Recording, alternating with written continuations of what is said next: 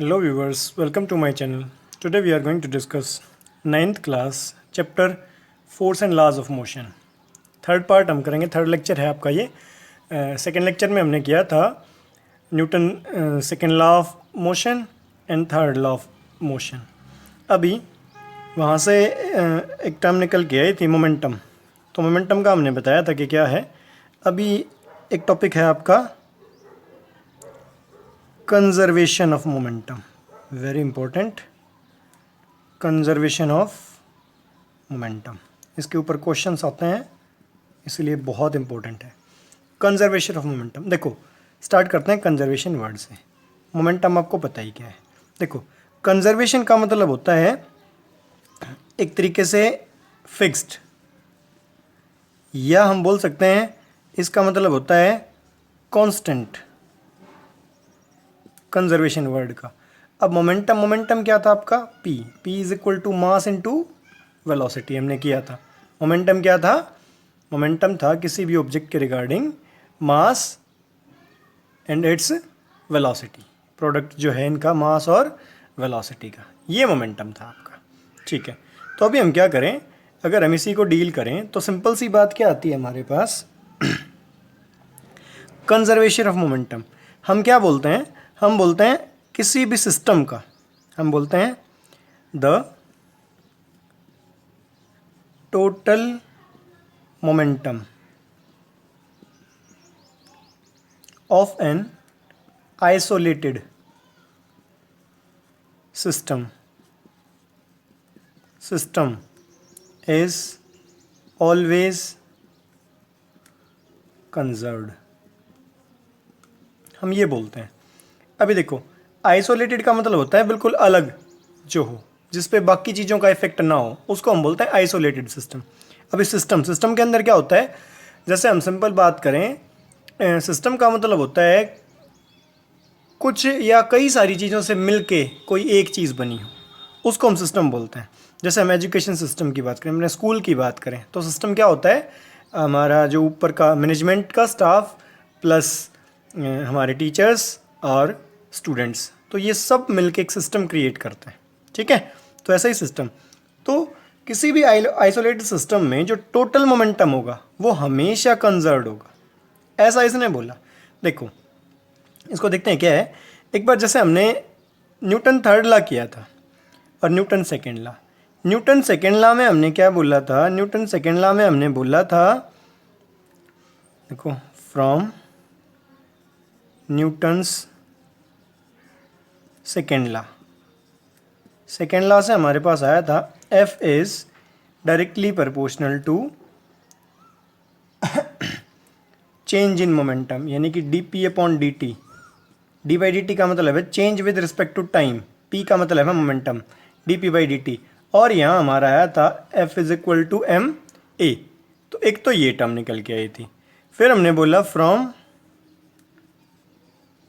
Newton's third law से हमारे पास क्या आया था, थर्ड लॉ से हमारे पास आया था F A B is always equal to minus of F B A.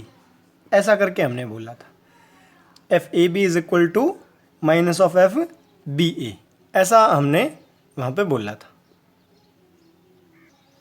तो अभी हम बात करें, हमने मान लिया जैसे कोई एक सिस्टम के अंदर दो पार्टिकल हैं, एक ए और एक बी, तो ए ने बी पे फोर्स लगाया, बी ने ए पे फोर्स लगाया। इसी को अगर हम आगे लेके चलें तो देखो मान लिया हमने जो ए पार्टिकल है उसका मास है ए, तो हमने बोल दिया एम ए पहले पार्टिकल का मास।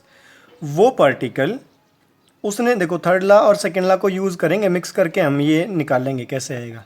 देखो एफ ए के ऊपर लगाया बी ने फोर्स, ठीक है, और इसी को हम एफ ए का निकाल रहे हैं पहले। तो एफ ए में अगर ये फोर्स लगा है तो मोमेंटम में कितना चेंज आया ये देखते हैं। तो यहाँ से देखो F A B mass of A, F is equal to M में होता है ना, तो हम बोल देंगे एफ ए बी, यानी कि हम बोल देंगे एफ ए बी निकाल लेते हैं पहले तो, यानी कि ए के ऊपर बी ने कितना फोर्स लगाया।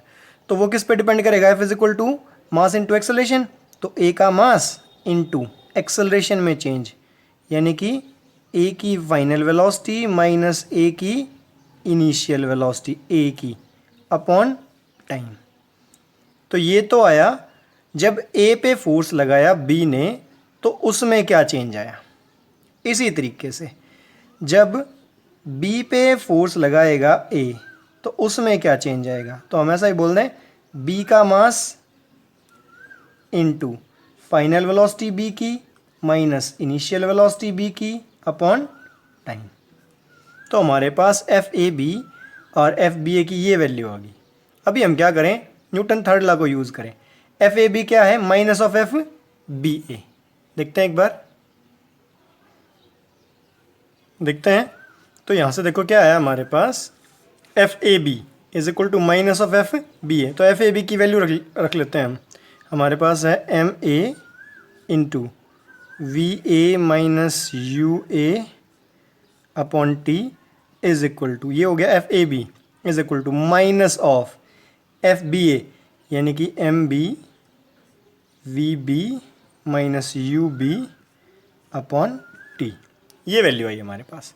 देखो टी कैंसिल हो जाएगा, यहाँ से टी कैंसिल हो गया, जो बाकी बचा उसको लिख लेते हैं। मल्टीप्लाई करें M A into V A minus M A U A is equal to minus M B V B और minus minus plus M B U B. हमारे पास ये वैल्यू आई। हमने क्या किया अभी, जैसे इसको यहाँ लिख लेते हैं एम ए और वी ए, ये है फाइनल वेलोसिटी। वी क्या थी, फाइनल। इसको यहाँ ले लेते हैं, ये जो माइनस का है ना ये भी फाइनल है, वी भी है ना इसमें, इसको इस साइड ले आएंगे तो माइनस क्या हो जाएगा, प्लस का। तो M B V B is equal to, यहाँ पे था हमारा एम बी और ये था यू बी और ये यहाँ माइनस था, ये इस साइड जाके प्लस का, तो प्लस एम ए यू ए। देखो ये टर्म निकल के आई हमारे पास। इसमें है क्या, एम ए वी ए का final momentum, mass into velocity, final velocity है, तो ये है ए का final momentum, plus M B V B, V क्या है, फाइनल वेलोसिटी, ये है बी का फाइनल मोमेंटम, यानी कि ए का फाइनल मोमेंटम प्लस बी का फाइनल मोमेंटम। तो ये हो गया सिस्टम का फाइनल मोमेंटम। ये क्या हो गया, सिस्टम का final momentum is equal to, अभी दूसरा देखो यहाँ क्या है, M B U B, B का यू है इनिशियल वेलोसिटी, बी का initial momentum plus M A U A का इनिशियल मोमेंटम। तो ये हो गया सिस्टम का टोटल इनिशियल मोमेंटम। तो देखो क्या आया हमारे पास यहाँ से, हमारे पास यहाँ से आया जो हमने बोला था ना कि किसी भी सिस्टम का जो टोटल मोमेंटम है वो हमेशा कंजर्व होता है। यहाँ से क्या पता चला, फाइनल मोमेंटम कितना आया, जितना आपका इनिशियल मोमेंटम था। तो initial is equal to final, मतलब क्या है, टोटल क्या आया, टोटल हो गया कांस्टेंट। तो ये हमारे पास रिजल्ट आया, बहुत इंपॉर्टेंट है। अभी इसके ऊपर हम कुछ क्वेश्चंस ट्राई करेंगे, आपको बिल्कुल क्लियर हो जाएगा। देखिए क्वेश्चन है आपका, a bullet of mass 20 gram is fired with a velocity of 150 meter per second from a pistol of mass 2 kilogram. Find recoiling velocity of gun. देखो अब इसमें एक सिस्टम है, सिस्टम में क्या क्या इंक्लूड है, एक तो बुलेट है और एक पिस्टल है, यानी कि जो गन है और एक बुलेट है, तो दोनों मिला के क्या बना रहे हैं, एक सिस्टम बना रहे हैं टोटल।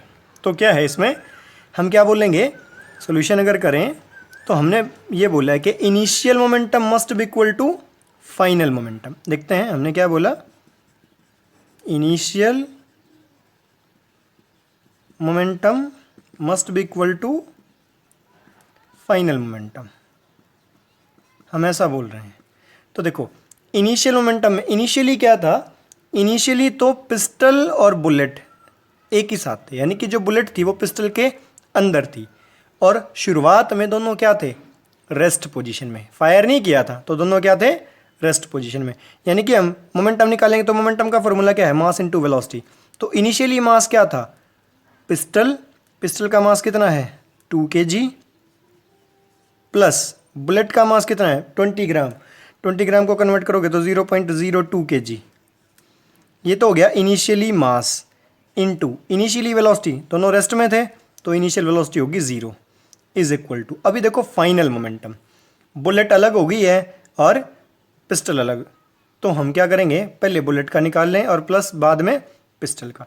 तो बुलेट का क्या आया, देखो बुलेट का मास यानी कि 0.02 kg इनटू बुलेट की वेलोसिटी कितनी है 150, प्लस इसमें और क्या ऐड करें, इसमें ऐड करें गन का मास, गन का कितना है 2 kg इनटू गन की वेलोसिटी पता है नहीं पता, वही तो निकालनी है, तो हमने बोल दिया उसको v। तो हमारे पास ये आया नेट रिजल्ट। अब इसको सोल्व करना है, देखो 0 से मल्टीप्लाई करने के बाद ये तो हो गया टोटल 0 इज इक्वल टू 150 को इससे मल्टीप्लाई करोगे 0.02 से तो ये आ जाएगा 3 और प्लस 2v, ठीक है ना, इतना ही आया, ये आया हमारा टोटल। तो अभी देखो 3 को इस साइड लेके जाओगे तो ये हो गया -3 इज इक्वल टू 2v, यहाँ से v क्या आ जाएगा -3/2 और -3/2 का मतलब है -1.5 मीटर पर सेकेंड, ये आपकी वेलोसिटी आ जाएगी, ये आपका आंसर आया। माइनस साइन क्या बता रहा है, रिकॉइलिंग, रिकॉइलिंग का मतलब क्या है अपोजिट डायरेक्शन, जो गन आएगी वो बुलेट से अपोजिट डायरेक्शन की तरफ आएगी, ठीक है। तो ये है आपका, इस तरीके से हम इसको मोमेंटम कंजर्वेशन ऑफ मोमेंटम को इम्प्लीमेंट कर सकते हैं। और क्वेश्चन करते हैं, देखते हैं एक बार। नेक्स्ट क्वेश्चन है आपका, 2 objects of mass 200 gram and 400 gram are moving with 3 metre per second and 2 metre per second respectively, they collide यानी कि वो आपस में टकराते हैं, and after collision first object starts moving with 1.6 metre per second, find the velocity of second object. तो देखो system में क्या क्या है, 2 ऑब्जेक्ट हैं, एक 200 ग्राम का एक 400 ग्राम का। 200 ग्राम का जो ऑब्जेक्ट है वो मूव कर रहा है 3 मीटर पर सेकेंड से, 400 ग्राम का जो है वो है 2 मीटर पर सेकेंड से। तो हम क्या करें, हम पहले इनिशियल मोमेंटम निकाल लेते हैं। इनिशियल मोमेंटम क्या आएगा, पहले का मास पहले की वेलोसिटी, यानी कि पहले का मास कितना है 200 ग्राम। अभी देखो 200 ग्राम है तो हम क्या बोलेंगे इसको, अगर हम कन्वर्ट करेंगे तो ये कितना आ जाएगा, सिंपल बोलो, अगर हम इसको यूज़ करें तो ये जो 200 ग्राम है इसको कन्वर्ट करें, ये 200 ग्राम था, तो अगर हम इसको किलोग्राम में लेके जाएंगे तो ये क्या हो जाएगा 0.2। तो फर्स्ट का मास इंटू फर्स्ट की वेलोसिटी 3 प्लस सेकेंड ऑब्जेक्ट 0.4, 400 ग्राम का क्या हो गया 0.4 इंटू वेलोसिटी कितनी है 2। तो ये तो आ गया initial momentum is equal to final momentum. Final में क्या है, first object starts moving with 1.6, first object का mass 0.2 multiply with its velocity 1.6 plus second का मास 0.4 और वेलोसिटी हमें कैलकुलेट करनी है, तो हमने बोल दिया v, ठीक है। इस तरीके से हम इसको सॉल्व करेंगे। तो अभी क्या बोलें, देखो ये हो गया 0.6 प्लस 0.8 इज इक्वल टू, ये हो गया 0.32 प्लस ये 0.4 v, ऐसे आया। ये आया आपका, ऐड करेंगे तो 1.4 और ये इस साइड आके माइनस का 0.32 is equal to 0.4 v। Simple solution है, कैलकुलेशन है, आप कर सकते हो। तो अगर हम इसको यहाँ से सॉल्व करेंगे तो ये हमारा आया, यहाँ 0 कर लें तो 0 - 2 ये आया 8 और ये 3 0 और 1.08 इज इक्वल टू 0.4 v। तो यहाँ v क्या आ जाएगी 0.4 डिवाइड हो जाएगा, यानी कि 1.08 डिवाइडेड बाई 0.4। इसको सॉल्व करोगे तो ये आएगा 2.7 मीटर पर सेकेंड, ये वैल्यू आ जाएगी हमारी। एक और इम्पोर्टेंट क्वेश्चन है आपकी बुक का, वो और करते हैं एक बार। देखो इसने क्या बोला, an 8000 kilogram engine pulls a train of 5 wagon. 5 wagon हैं एक ट्रेन में, एक इंजन उसको पुल कर रहा है। इंजन का वेट कितना है 8000 किलोग्राम। हर वैगन का वेट है 2000 kg, ईच वैगन 2000 kg का है। If engine exert a force of 40,000 Newton, अगर इंजन ने 40,000 न्यूटन का फोर्स लगाया हो, ट्रैक ऑफर्स ए फ्रिक्शन, जो रेलवे ट्रैक है उसने फ्रिक्शन ऑफर किया 5,000 न्यूटन का, देन कैलकुलेट, हमें तीन चीज़ें कैलकुलेट करनी है। फर्स्ट है नेट एक्सेलरेटिंग फोर्स, सेकेंड है एक्सेलरेशन ऑफ द ट्रेन, और थर्ड है net force of wagon 1 on wagon 2। ठीक है, wagon 1 on wagon 2। Okay, check करते हैं एक बार। देखो स्टार्ट फर्स्ट जो है आपका, एक बार क्वेश्चन देखते हैं।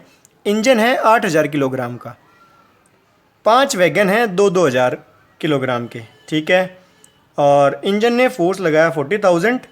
तो पहला है नेट एक्सेलरेटिंग फोर्स, फोर्स कितना लगा। देखो सिंपल फोर्स क्या है, फोर्स तो इंजन ने कितना लगाया था, इंजन ने लगाया था 40,000, उसमें से क्या हुआ, जो आपका 5,000 का है वो फ्रिक्शन उसने ख़त्म कर दिया, तो हमने 5,000 उसमें से माइनस कर दिया, तो 40 माइनस 5 ये आ गया आपका 35,000 न्यूटन। फर्स्ट क्वेश्चन बहुत सिंपल था आपका। तो 40,000 आपका टोटल था, उसमें से 5,000 आपका ये माइनस हो गया, तो आ गया 35,000 न्यूटन। ओके, सेकेंड है acceleration of the train. Second question है आपका एक्सेलरेशन ऑफ द ट्रेन। चलो एक्सेलरेशन और फाइंड आउट करते हैं। एक्सेलरेशन के लिए हमारे पास फॉर्मूला क्या है, F is equal to M A, तो हमने बोल दिया F is equal to M A. Okay, F हमें पता चल गया, एफ कितना लग रहा है 35,000। एम दे रखा है टोटल ट्रेन का, ठीक है दे रखा है, हम क्या बोलेंगे टोटल ट्रेन का जो वो है 8,000 तो इंजन का हो गया, और 2,000 के 5 वो हो गए, यानी कि वैगन का जो हो गया वो हो गया 10,000, और 8,000 उसमें ऐड हो गया, यानी कि टोटल वेट हो गया 18,000। ठीक है, एफ कितना है 35,000 इज इक्वल टू मास कितना हो गया 8,000 इंजन का और 10,000 वैगन्स का, तो ये हो गया 18,000। और एक्सेलरेशन, तो यहाँ से एक्सेलरेशन कितनी आ जाएगी, ये आ जाएगी 35,000 डिवाइडेड बाई 18,000। अगर इसको हम सोल्व करेंगे तो ये आ जाएगा आपका 1.94 के आसपास। ठीक है, 1.94 मीटर पर सेकेंड स्क्वायर, इतनी एक्सेलरेशन आ जाएगी। तो ये था आपका सेकेंड। थर्ड है net force of wagon 1 on wagon 2। Wagon 1 का वैगन 2 पे कैलकुलेट करना है, सिंपल है। देखो अगर वैगन 1 और वैगन 2 की बात करेंगे तो हम क्या बोलेंगे, वैगन 1 तो हट जाएगा, अभी 4 वैगन बचे, तो 4 वैगन का हम मास कैलकुलेट कर लेंगे। 4 वैगन का मास कितना हो जाएगा, एक वैगन का है 2,000, तो 4 वैगन का मास हो जाएगा 4 इंटू 2,000, यानी कि हमारा हो गया टोटल 8,000 मास। ठीक है, इतने किलोग्राम हो गया। तो अभी क्या बोला है इसने, फोर्स निकालना है, simple, F is equal to M A. M कितना हो गया 8,000 इंटू एक्सेलरेशन कितनी है 1.94। इसको सोल्व करेंगे तो ये आ जाएगा आपका, चलो सोल्व करके अलग से मैंने एक पहले कर रखा है, तो ये आ गया 1552 न्यूटन। ये हमारा आंसर आ जाएगा टोटल। तो इस तरीके से हम आपका जो मोमेंटम है, न्यूटन सेकेंड लॉ है, लॉज को फॉलो करके हम क्वेश्चंस को सॉल्व करते हैं। बहुत इंपॉर्टेंट क्वेश्चंस हैं ये सारे, ये जो आपके एग्ज़ाम में पूछे जाते हैं। इनमें से किसी भी क्वेश्चन में आपको कोई भी डाउट हो तो उसको कमेंट सेक्शन में एक बार मेंशन करें, मैं उसको क्लियर करूँगा। और मिलते हैं नेक्स्ट वीडियो में नेक्स्ट टॉपिक के साथ, तब तक आप एंजॉय करें and thanks for watching my video. Thank you.